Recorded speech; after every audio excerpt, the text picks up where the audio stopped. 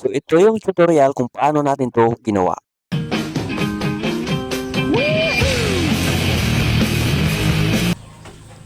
Dito sa unang clip natin, umakting ka lang ng tulad niyan, tapos pag-tapis ka mo par, gayahin mo yung ginawa mo sa unang clip. Tapos magbihis ka, gayahin mo din yung ginawa mo. Okay, proceed na tayo sa CapCut kasi doon tayo mag-edit mga par, no? So ayan. Tapos new project tayo. Select natin yung project na ginawa natin. So ayan. Tap unlock natin sa baba.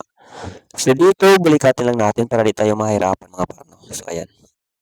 So banti lang tayo, hanapin natin yung part na ayan, ganyan posisyon ng jacket natin. So, ayan, tap natin yan, tapos split natin sa baba. Abante lang tayo. Hanapin natin yung nakatapis na tayo mga pano, tapos simple position din yung jacket natin.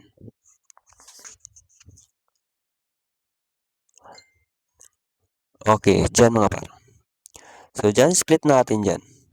Tapos yan sa gitna, delete lang natin mga pano. Ayan.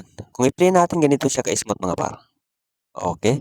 Tapos dito mga par, hanapin natin yung part na ayan, yung dyan. Okay, split natin dyan mga par.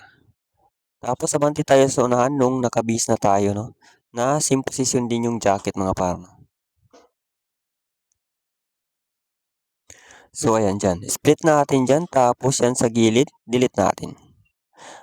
Ayan. Dito konting linis lang tayo mga par. Abante tayo. Tap natin yan. Split natin. Tapos delete lang natin. Yung CapCut, delete din natin mga par, no? Ayan. Tapos huwag kalimutan mga par yung aspect ratio natin. 9:16.